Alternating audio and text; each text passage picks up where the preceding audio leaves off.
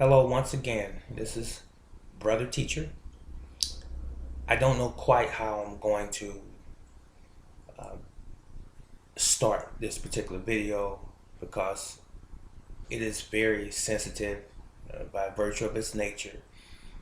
Uh, I've said that probably in time past concerning maybe some other videos, but this one definitely is sensitive in nature. Now, first of all, let me say this sort of a disclaimer, if you will, and that is I'm not a lawyer, not a doctor, not a judge, not a politician, not anyone that would seek to gain any monetary benefit from uh, giving this information out to the general public. Uh, if you feel like you need to consult someone from a legal standpoint, you can do that. But I don't think so with this particular video. But if you do, then find you a reputable, a competent uh, lawyer if you need a lawyer uh, to give you their insight into some of these matters. But I don't think you need a lawyer again, too. So this is just a disclaimer, something that we all have to do from time to time. And I also want to say that this video is for purely uh, informational and what is the other word we like to use? It is instructional on some level, in that it kind of encourages you to relook at things that you thought were a certain way in your life. Uh, Entertainment, that's the other word, it's for entertainment purposes as well. Now, let's not look at entertainment in this particular sense as though we were watching a football game or a basketball game or hockey, soccer, not entertainment in that sense. Please use your good sound judgment. And speaking of that, I want to encourage you that, first of all, I believe that everyone, it's under my presumption, that everyone that's watching this video is of a sound mind. I would hope, and that you have a reasonable amount of intelligence and common sense. That's all you have to use is some common sense. It's that simple. Now, you decide after I say what I have to say, you decide how far you want to go down the rabbit hole, so to speak. Okay, and I shall begin. The question is our freedoms in America. Are you free? Do you believe that you're free? Do you believe that there is excess government intervention in virtually everything that you do? Do you believe that your privacy has been compromised? Not only on a local level, but a state level, a federal level, a global level. Do you believe that? If you don't believe that, then you probably need to watch this video. And if you do believe that, then you have arrived at the right place. Now, let me say this. I'm a common, everyday human being, man. Just like you are a common, everyday human being, man or woman, that's viewing this right now. Let's get together here. Let's have a meeting of the minds.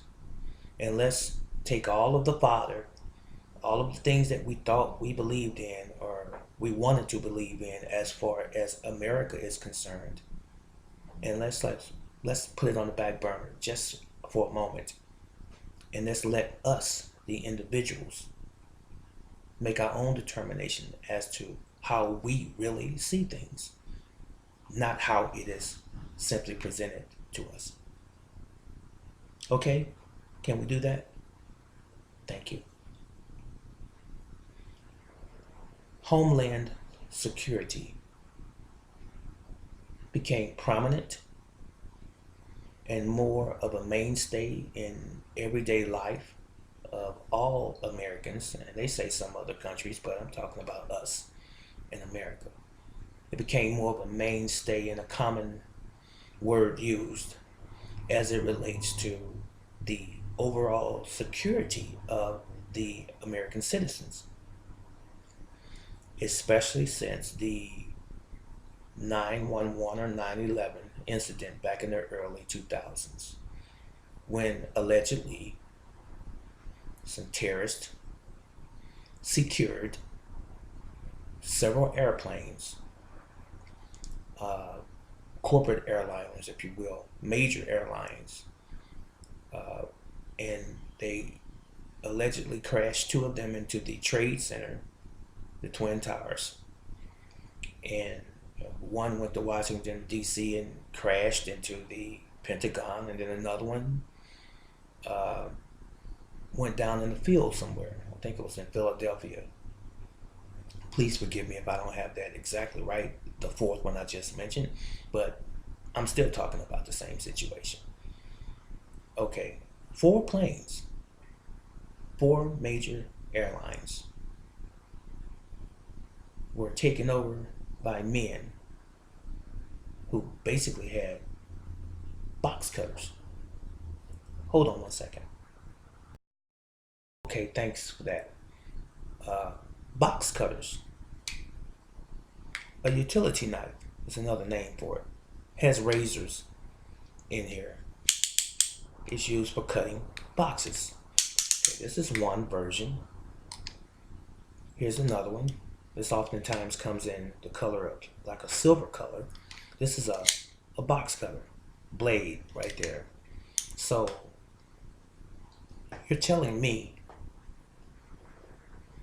that you have half a dozen, about 6 guys, approximately now, don't quote me on that, but approximately 6 individuals with a whole lot of adrenaline, with box cutters on a plane.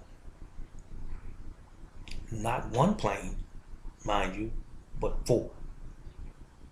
First of all, you have them take over the pilot and co-pilot in all 4 planes. This happened. There was no room for any plane out of the 4 to succeed in overcoming them, but all 4 were taken over. That is a coincidence that you can take over all 4, and it was the original 4 that you intended to take over. You mean to tell me that one plane couldn't have at least survived? So that would have been a success for them, taking over all 4 planes. Not to mention with box cutters, as I just showed you. Now, let's say it's approximately 200 people on a plane. If you take about 6 people and approximately 200 people on a plane, now I know if you factor in children, women, the elderly probably on that plane, someone might say, well, that's why they didn't take over the hostage takers. That's why the people that were on the plane did not jump on the hostage takers or the people who commandeered the plane, because of the mothers and the babies and the elderly that were on the plane. How many people does it take when you look at it mathematically? 200 versus 6 on each plane. About 200 versus, this is sort of hypothetical too, 200 versus 6, let's say 8 men. Now, if you think about it, one man with a knife, and you know the plane is going to go down if he succeeds in whatever his intent is to commandeer that plane and crash it somewhere, you know as a passenger that you lost your life to a man with a box cutter. So if it's just that one man, at least a dozen or more individuals are going to get that man and stop that man from crashing that plane just on the principle of saving their lives and being able to go back home to their families. At least that many people are going to jump on that one man, notwithstanding the fact that he has a box cutter. They're not going to be thinking about, I might get cut. If it was one-on-one, they might think that. But when you have a dozen people defending themselves against one man with a knife, the odds have been tilted on the defender's side. And the chances of success are 110%. Not to mention that you have 6, maybe 8 men with box cutters, and you have 200 people on the plane, about, even if it was 150. But subtracting the elderly and the children and the women and maybe even any expecting women on the plane, there had to have been, and I have flown many times, there had to have been some able-bodied men from the age of at least 16 to 50 years old that could have saved the lives of everyone.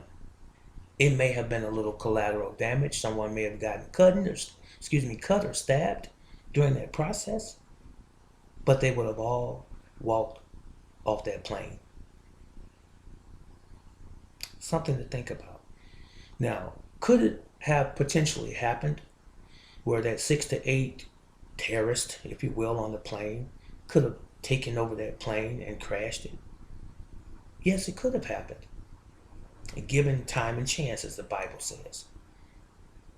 But for that exact same scenario of taking over a plane to succeed, not one plane, not 2 planes, and not 3, but 4 different planes, it succeeded by all 4 terrorist attempts.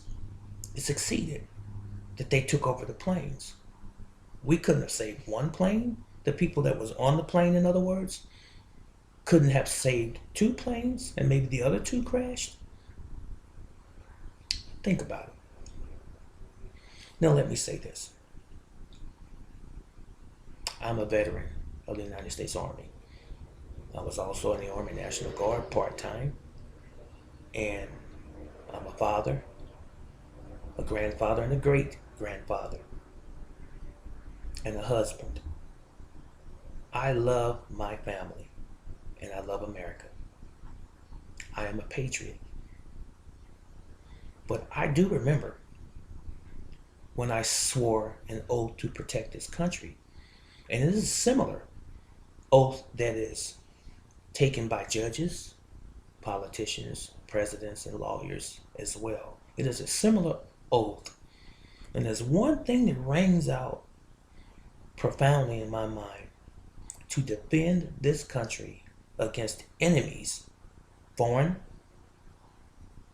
yes, foreign, away, and domestic. Right here. Enemies right here. Could it be possible that we have enemies in America? Could it be? Think about that.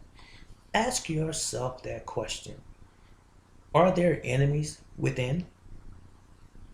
Now, irrespective of your race, color, creed, religious standing, ethnicity, it doesn't matter. Use your own common sense. You don't need 100 advisors to use your own common sense and what you feel in your own gut about how the world really is that we live in. Do you really need that much support? What about what you think? What about what you think without someone else trying to influence what you think? When you hear the words that I'm giving you right now, or the case for America, I guess it's another way we can put it. When you hear the things that I'm disclosing to you right now, you have the choice of believing it or not believing it. Now, are you going to believe it based on the fact that it makes perfectly good sense, sounds logical, or are you going to disbelieve it because you won't do any research on your own to find out if it has any validity to it? You see, we should always study the world in which we live. We should always challenge everything that's told to us in our lives, whether it come from the government, be it federal, state, local, whether it come from your church, the man standing up there with the Bible in his hand, or whether it comes from your family, the traditions that you grew up with. You should challenge everything. And when I say challenge, I'm not talking about violence. When I say challenge, I mean you should say to yourself, let me do a little research and find out the origin of that thing. Let me see what this really is about or what it entails, if it's really true. Or am I just following something just because someone told me that it was the truth? The same is true with everything that happens in America. Same is true with 911 more specifically. Here, I began to say this, but I didn't say it. I want to say this after I talked about being a veteran and so forth and loving America. Uh, if there's anyone that's listening, watching this video right now, who has lost a loved one or a close friend, family member, as a result of the 911 tragedy, I want you to know that I sympathize. And I have empathy as well. And I'm sorry for your loss this many years later. But this is the first time I've put this type of video up. You have my condolences, sincerely. And I know there are people who were not only killed, but there were people who were dismembered, injured severely, crippled for life, and a lot of property loss and so forth. But even with that, it's hard to get over the loss of a loved one, no matter how far the time from that incident has gone into the future. In other words, if it was 10 years ago, it can still be traumatizing. It can be 20 years ago and it still be the same. Nevertheless, the truth is still the truth, regardless, even when we don't want to accept the truth. I want you to think about this, and some people may not want to revisit this, but think about it. Mind you, there are organizations and individuals out there that are unscrupulous who are trying to make money and have been trying to make money off of the 911 incident. And that just simply is the world that we live in. You have criminal elements in every aspect of life, and it's unfortunate. So you be mindful of these culprits that's out here trying to throw these Ponzi schemes out, just to benefit off someone else's tragedy. So watch out for that. But what I was going to say is that there's organizations and places out here that who are American patriots who love this country, and they have made it their life's mission to find out the truth about 911, just simply because it doesn't add up. This is what I think.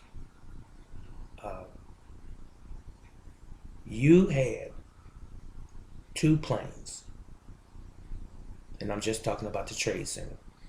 You have two planes, almost perfect synchronicity. One comes around and hits one building. Then the other plane comes around and hits the second building. Okay? And not too long thereafter, the one building collapses straight down. And then the second building came down, straight down, as if they were taken down by demolitions. Now, demolitions, just in general, for those that may not be certain, they're when you want to get rid of a building in a humane way and to avoid harm or damage to any other buildings or even people around. It's set up in a meticulous way with explosives on all of the major structure of that building, on the girders, the main frames, the foundation, and so forth. So this has been proven that you alleviate any collateral damage from the demolitions when you set them up in the building, so that the building doesn't tilt over, but the building falls vertical, straight down. That's how demolitions are done when you're imploding a building from the inside, imploding. Now, with that said, this building, or these two buildings, the Twin Towers, fell completely straight down as if they were set up with demolitions. That's one thing. And someone might say, well, the planes did that. Did they really? Or did it appear that the planes did that? Was it set off after the planes struck by a timer somewhere in that area? Now, what are you saying, brother teacher? I'm saying this. There were many experts. There were many first responders that had entered into that building and that were outside of that building that said that they heard several explosions in both those buildings. They heard explosions in those buildings, and then the building began to crumble down. They heard explosions. Now, these were dozens and dozens and dozens of individuals that heard these explosions, and they swore that they were bombs or charges being detonated.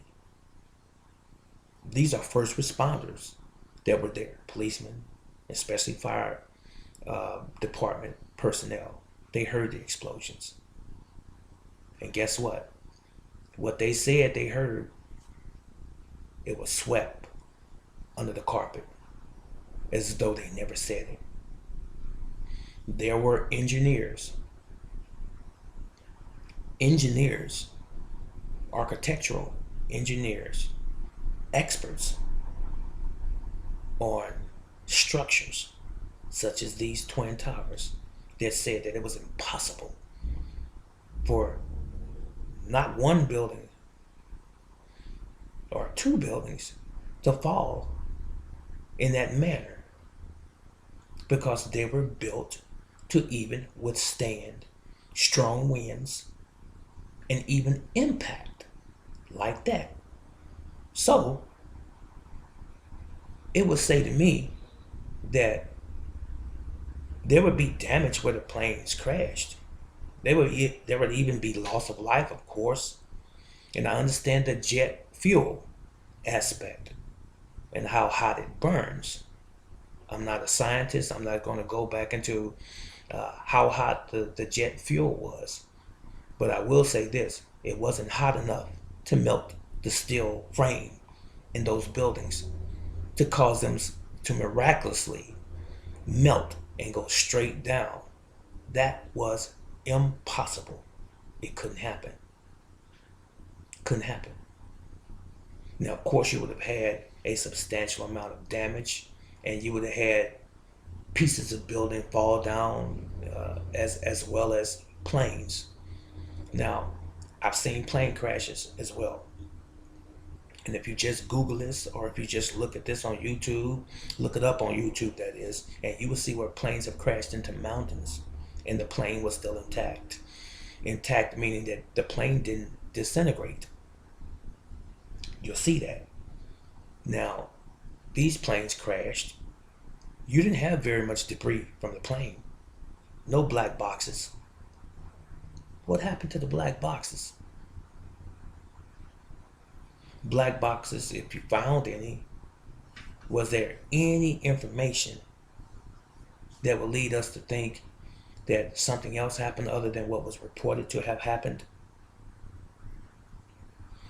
And you notice, as soon as this occurred, as soon as the buildings came down, they had these trucks rush in and take all of the debris away expeditiously. It didn't stay there long. They're sort of like hiding the evidence. If you had anyone, especially local authorities, that could have come in and investigated what happened. It's just like when you have a fire in your home, you have the fire marshal come in and you have inspectors come in and they find out what the cause of the fire was. New York has experts.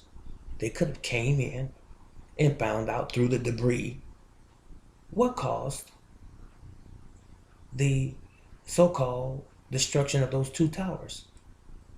But these federal guys came in with these trucks and they shipped all of this stuff away. It's like, you'll never know. And it went away right away. Didn't have time to have any investigators come in and survey,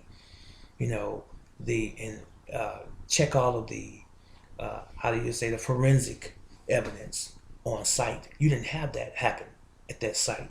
They just took it away.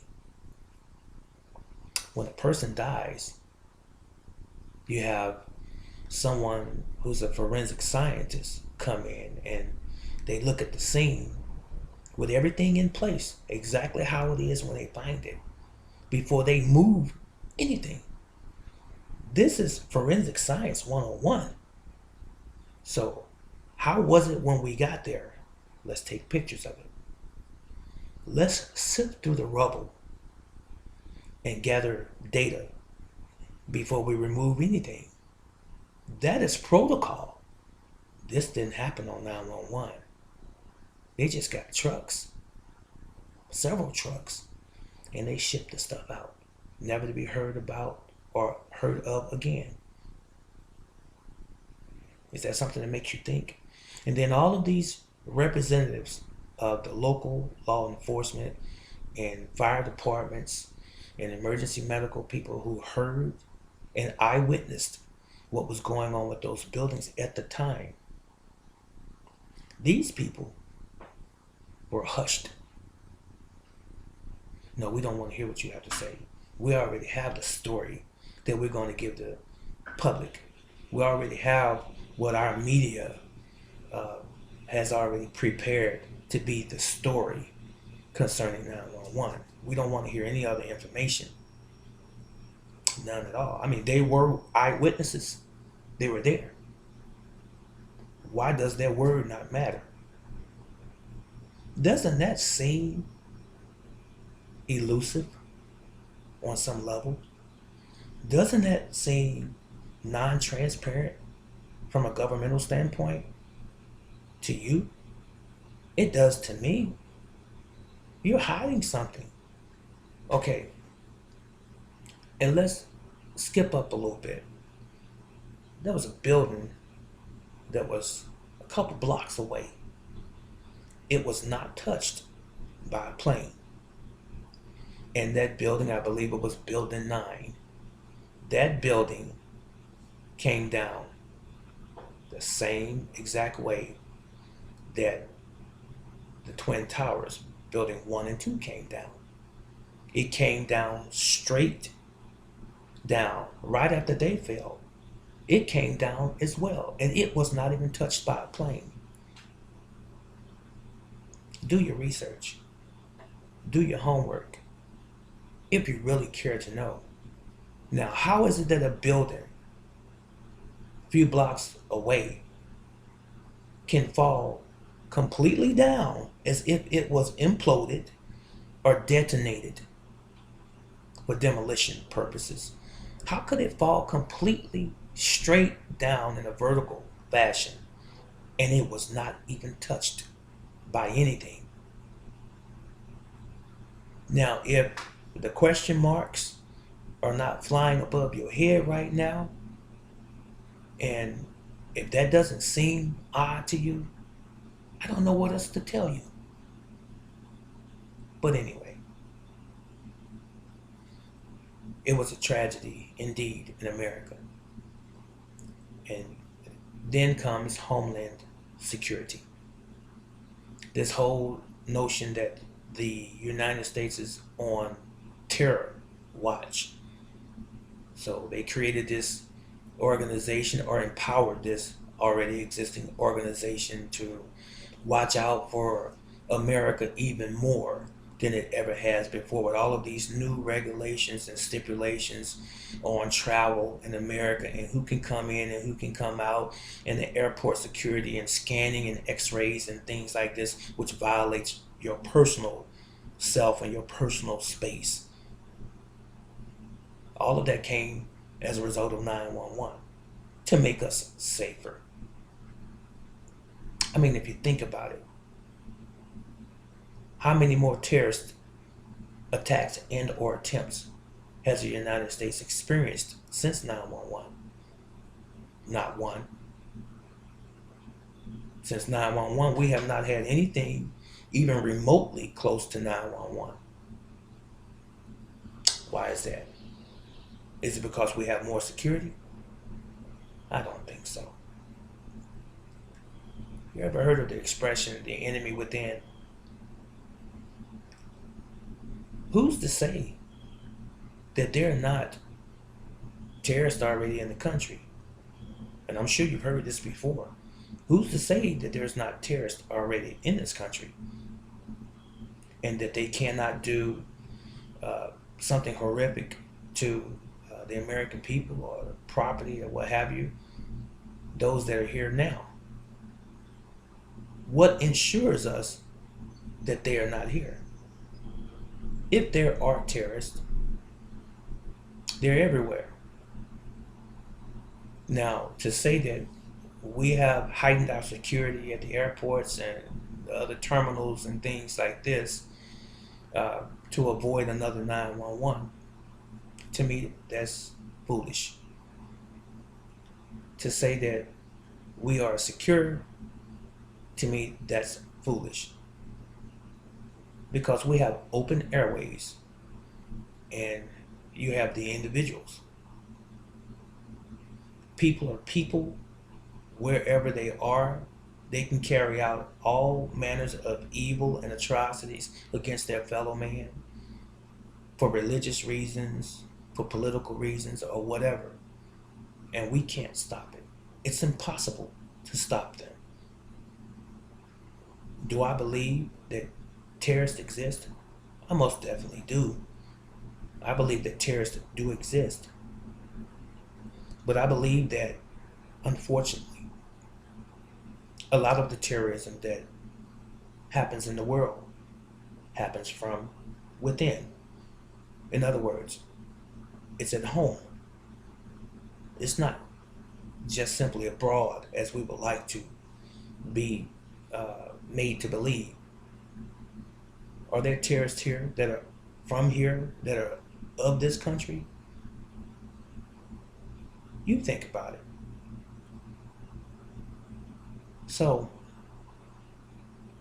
the Homeland Security issue again. where you go to an airport and it takes you 2 or 3 times longer to be processed through. And you note the word that I said, processed, to be processed through. And then you can be violated by TSA agents and be x-rayed and dehumanized, if you will, by them looking at your body through an x-ray. Something's wrong there. That should never happen. But we can blame and we can accredit that to 911. Now, should we always have security within our borders? Absolutely. But was 911 created for another reason? And was it something that those that are in power within this country already was aware of and even participated in for a political reason? Now, let me fast forward to something else real quick, not to bore you. We said that 911 was a result of bin Laden, Osama bin Laden, more specifically. We said that he was the head of that incident that took place on September 11th. You know, he was the one responsible. He issued the order. This is under President George W. Bush. Now, this man, he was told on another or separate incident that there were no weapons of mass destruction in Iraq under another regime, Saddam Hussein. And for some reason or another, he leaves the so-called evidence and the presumption that Osama bin Laden was responsible for 911, and he switches his attention to Saddam Hussein and weapons of mass destruction. Come on now. A 4th or 5th grader can figure this out. There was no correlation. How in the world,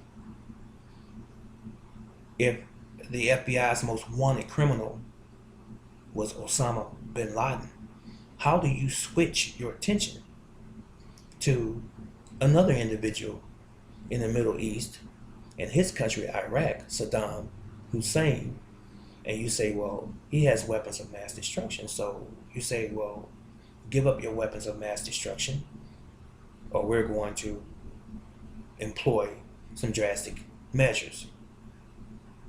They had inspectors go in. They were there for a while, and they said, we find none. We found no weapons of mass destruction. Even Colin Powell himself said, there are no weapons of mass destruction. And President Bush at the time, he said, I declare war anyway, regardless of the information that was given to him by his top security advisors. He went on and launched a war in another country that's not on American soil. He basically invaded another country. Listen to what I said. He invaded another country. Mind you, first of all, think about the difference in Osama bin Laden versus Saddam Hussein. No connection whatsoever. So we want to find the man responsible for 911, and we say that it's Osama bin Laden. But we forget him for a minute, and we turn our attention to another man, and we create a case and say that he has weapons of mass destruction. And so we have UN inspectors in there, and then they say they find none, and you say we're going to have a war anyway. Doesn't a flag go up in your mind? So they launch this campaign, this war against this country that does not have the military might that we do. But we have a coalition, and there were countries that were hesitant to join us in that coalition. So overall, the soldiers that may have been killed and or injured during that campaign was approximately 4,000. Approximately. You hear me say approximately. But they never tell you in our local media because they don't want to tell you. They lost over there in that region over 100,000 lives. Now, it's not good to lose a life to war at all. It's not. I think all of us want to live. If you walked up to any human being, no matter how bad their life is, and you say, well, do you want to live? If you don't want to live, I'll blow your brains out right now. Oh, no, don't shoot me.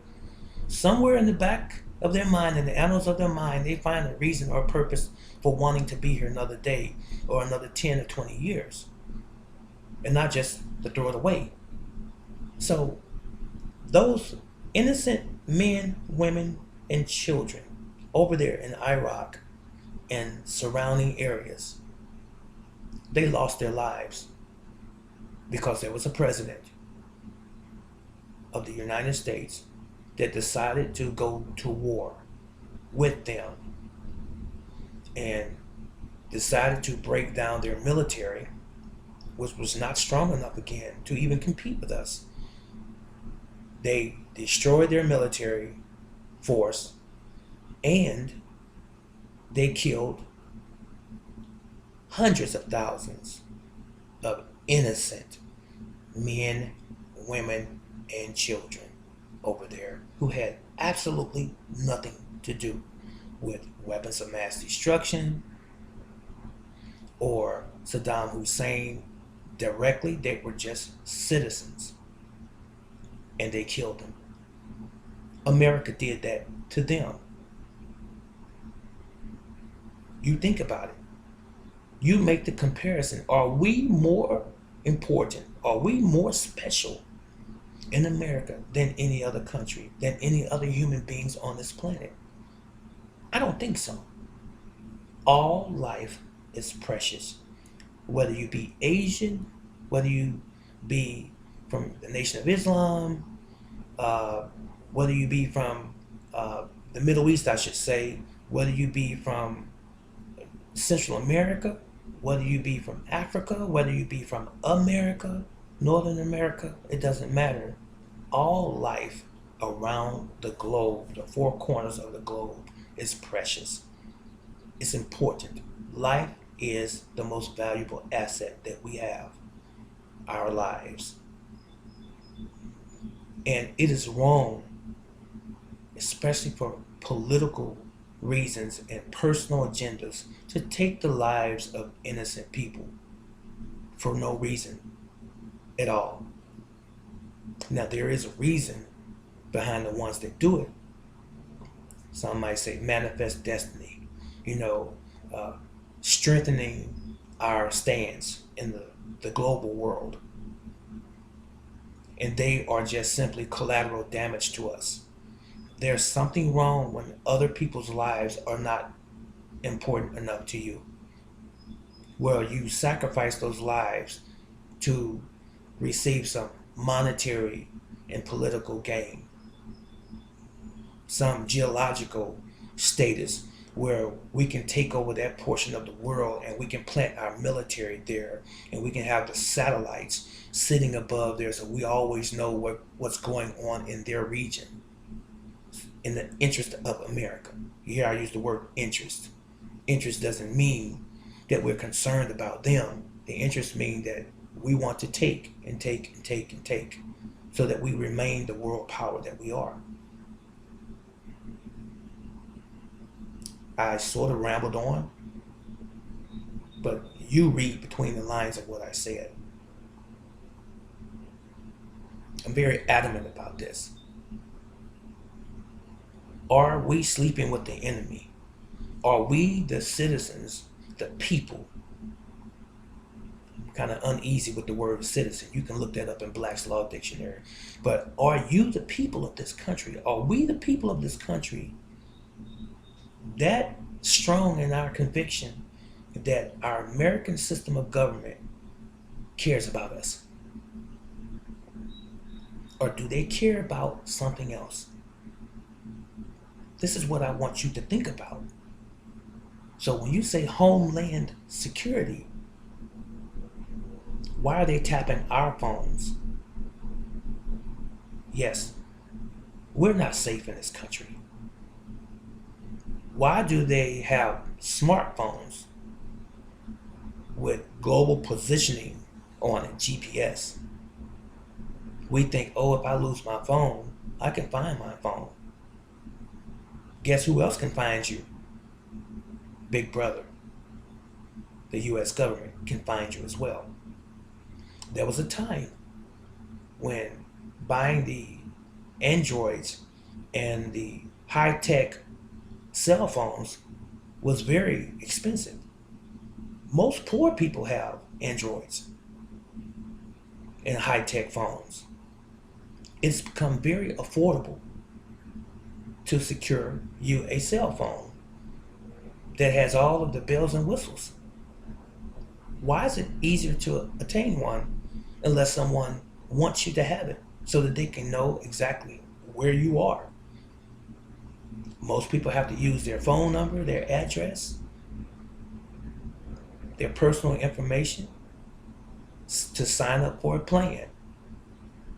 Uncle Sam is in everything that you do. The government is in everything that you do, in other words. He knows every move that we make. He listens, the government that is, listens to your phone calls. Every phone call is monitored. That's why you register everything. You register your vehicle.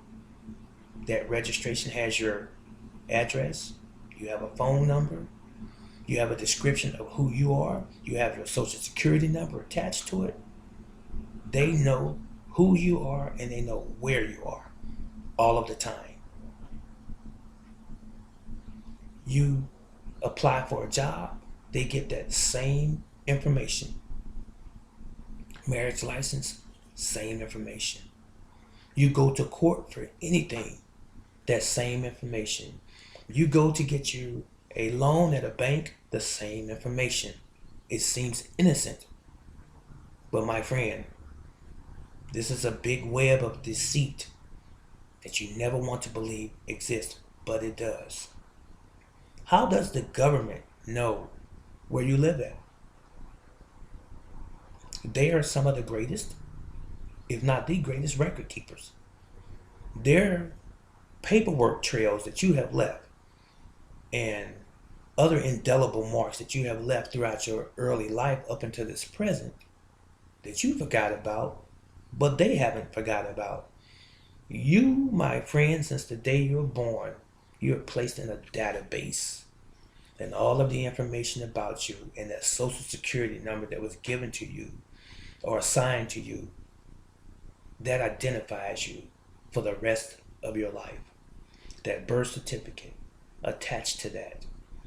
That marriage license attached to that. That driver's license and state ID attached to that. That mortgage that you have at that home attached to that. That title that you have to your car attached to that. Uncle Sam, the United States government, knows where you are all of the time, and you can't hide from them. So these so-called homeland security procedures is not for terrorists outside of us, outside of home. It is for us that are at home. It's to protect them from us so that they know every movement that we make. Because if you think about it, when you're driving down the street, down the highway, let's say, you see this person in a marked car that we call or refer to as a police officer, standing on the road with this thing called a radar. That's an invasion of your privacy, my friend. Or you'll see them driving behind you with a radar on their vehicle, trying to find someone speeding and breaking the law. The law. And then once they pull you over, they give you a ticket. A ticket is a bill. Then you go down to the court and you pay the bill. You paid your bill. And then you're sitting at a restaurant at a meter. And when you come out, the meter has expired. There's a ticket on your windshield that says that the meter was expired and you broke that law, so-called law. And you have to go down to the court and you have to pay that ticket or the bill, because it's really a bill that they've given you. Here's your bill for this service. The service that you just created basically was you broke a rule. You had an expired meter and you have to pay for having an expired meter. Same thing is true. If the light is red to not walk across a crossing lane, you walk across it and they call it jaywalking. So some officer sees you, they stop you, say, hey sir, you just jaywalked, I'm gonna write you this bill. That's what it is. And then you have to go pay the bill. You follow me so far? And every time you go to court, for whatever reason, you're there as the defendant and you're sitting in court, you have to pay the court cost. Court cost. And if you have to secure an attorney, you have to pay a fee to the attorney, $500 or more, $1,000 as a retainer fee for them to even listen to your case if it's sufficient enough for them to address. And it always is, as long as you pay them. You pay them to defend you. $500 and you're already a working poor class individual or middle class, so-called middle class individual, and you're paying them to represent you in court. $500. Even when you get to court, you have to pay another $500. And God forbid that the judge say he continues the court matter to a later date, then you have to pay the lawyer again. And this is money that you don't have to pay the lawyer because you don't have it in a savings account because you've already expended that savings. So now you have to think about, if you have a home, taking out a second mortgage and helping to pay that deal there. Or you have to borrow the money from family or friends to help to pay the lawyer fees, money that you can't pay back to them either. Or you have to take up more hours on your job if you can, help to pay that lawyer fee. Or you have to take something that your grandmother gave you and left to you in her will and cash it in somewhere, or sell it at a flea market or wherever, a yard sale. You have to dissolve all of the things that you have in your life, making you at the same time lose your respect for yourself, to pay the lawyer to represent you. And then when you get to court, in the final hearing, if you will, you lose the court case, but you paid this lawyer several thousands of dollars already. Do you get where I'm getting at without me going any further with this particular thing? It's all about money. As some say, and they made an appropriate movie, it's about the Benjamins. It's about this. This is what they want from you. They want money from you. In the land of the free, home of the brave, America. The picket fence and the wife living happily ever after, and the children running around in the yard. This is what they want from us. Money. Show me the money, as one person said. That's what they want. Every time you go to court, every ticket that's written to you, you paying who? The government, the state government, the city. You're paying someone. Is that how you treat people in a country that you say is a free country? Am I advocating everything should be free and you shouldn't pay for anything? Oh no, not at all. I'm not saying that. You should pay your way through life, period. Our whole world is based on economics and is based on capitalism. We understand that. But my point that I'm getting at is this. Why do you abuse the people, the very people in this country that put you in position? They put the police officers where they are and pay their salaries. They put the judges on the bench here locally. They put the president in office, supposedly. Why are they penalizing us? Who put them where they are? The answer is they don't care. They have what they have, and you don't have what you don't have. And one of the things that you don't have and that we don't have is personal freedom. We think we do, but we don't. Freedom is not free.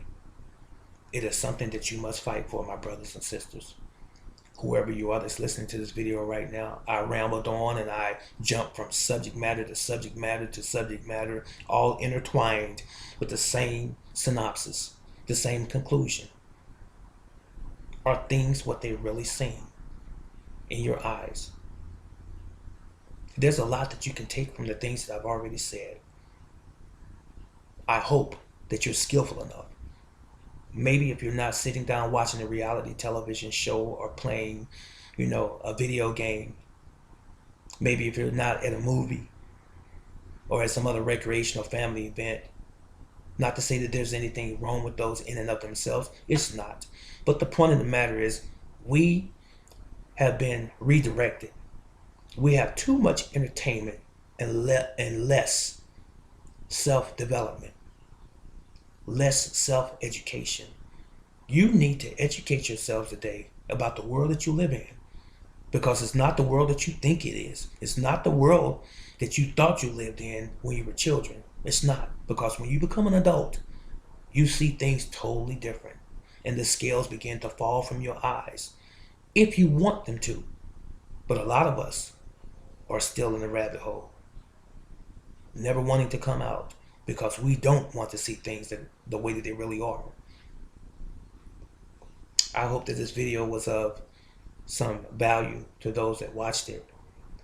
And I hope that if you truly do desire freedom, and that you truly do desire to be delivered from your present psychological circumstance, the bondage that you have up here, not wanting to accept things for what they really are, for face value, I hope that you have freedom today. But all it takes is a decision on your part. This is not some kumbaya moment. This is not some us holding hands in a rally walking down the street. This is about standing up and doing something, making a difference in your life and the lives of your family, future generations. If you don't do it for you, do it for your future generations, your children, your grandchildren, the great-grands. Do it for them. Find it important enough to study the world that you live in and to embrace that that's the way it really is, and learn how to navigate in the same world. It can be done. You can be free, but you have to want to be. As always, Yahweh love you, and I love you as well. If you have any comments, and I would appreciate them, please leave them in the comment section below. And if there's anything that I can help you with on any level, please let me know as well. You can like this video if you like, but if you dislike the video, please be tasteful. Use some sound judgment, if you will.